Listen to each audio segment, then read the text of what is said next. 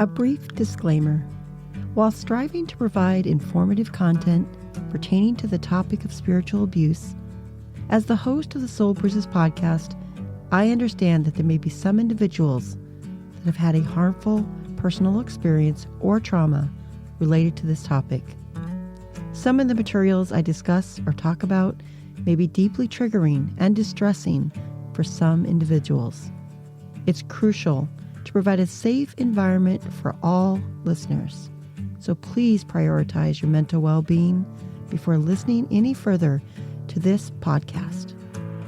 I'm taking this precautionary measure to give you, the listener, the opportunity to decide whether you wish to engage with this content or not. My utmost priority is to not cause any additional trauma to those who have already suffered from it. It is my plan to approach this topic with the utmost empathy, sensitivity, and respect. And I welcome any and all suggestions on how I might do that more effectively. Creating an environment that's safe does not mean we won't talk about this difficult topic. To bring the darkness of spiritual abuse into the light, I believe it needs to be brought out of the shadows.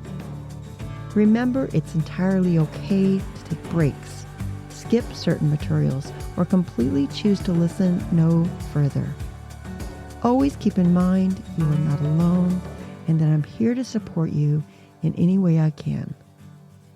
Lastly, a substantial portion of this work may appear critical of spiritual leaders due to their positions of authority and the consequential influence that brings to each individual situation. There are many godly spiritual leaders out there that do not possess the characteristics of, model the behavior of, or fit the profile of a spiritual abuser. If you happen to be one of them, I kindly ask that you take my assessment not as an accusation, but as a call to take action. I encourage you to stand with me in creating spiritual and religious settings that are devoid of abuse. Do not underestimate the significant impact you can have. Your involvement conveys a powerful message as you exercise the influence you possess. Because this is not just an individual problem, but also a systemic one, makes the importance of your participation and involvement all the more crucial.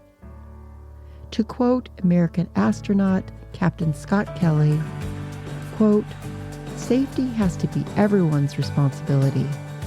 Everyone needs to know that they are empowered to speak up if there's an issue." End quote. When we unite on the loving treatment of our brothers and sisters, we can create an environment where the darkness of abuse is snuffed out by the light of kindness, love, and empathy.